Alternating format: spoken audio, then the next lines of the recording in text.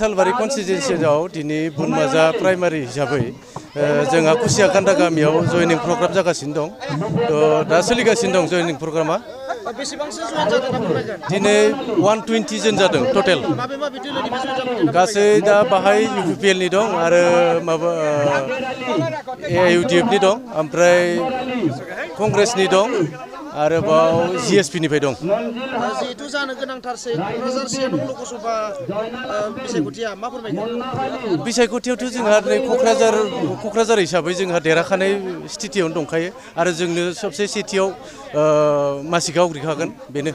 दा बेखौथ' जों दा बुंथ'ला, थेवबो बे बुहुद दस्रानिस्रुइ बुहुद आवगायाव थांनानै देरहागोन आरो। जिहेतु नोंथांमोननि 21 नं सालबारि बियाबनि MCLA जय मुसाहारि बिथाङा BPF निमोन, नाथाय UPPL आव जयेन जाबाय। माबा मोनसे फोरमायगोन नामा बिनि सायाव? थ' बेवहाय बेथ' गावनि गोसोनि खोथा, गाव बाहाय पाब्लिकखौ सामलायनो हायियाव UPPL आव गोख्रों होनना थांदोंबा बेखौ जों बुंनो थांनो हाया। जायनि जाहोनाव जोङो MCLA हिसाबै मानिना लादोंमोन। दा खिन्थु बिथाङा जोंनि दोलोनिफ्राय UPPL आव बास्लायबाय। थ' बास्लायनायाव बिथाङा माबायदि पाब्लिकनो मावना होनो हायो बे गावनि खोन्थासै। थ' जोंहा बेवहाय बुंनो गोनां जाहैनायनि रहस्यखौथ' जों जेबो बुजिला। जायनि जाहोनाव बिथाङा माखौ मोजां मोननानै थांदों बेखौ जों बुजिया।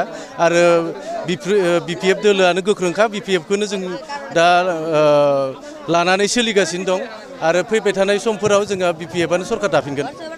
जिहेतु हिरा सरनिया बिथाङाबो देरहागोन होनना बुंदों, बेनि सायाव मोनसे फोरमायगोन? हिरा सरनियाथ' दानि दिनाव जेबोआनो गैया। मानो होनबा गासै जोंनि क'क्राझार समस्तियाव दिनै BPF नि थौ जादों। बेखायनो गासै एसामिस हक आरो मुस्लिम कमिउनिटि हक आरो बर'आथ' बर' थाखाबायानो, गासैबो लोब लोब फैनानै जोंनि BPF दलावनो जयेन जागासिनो दं।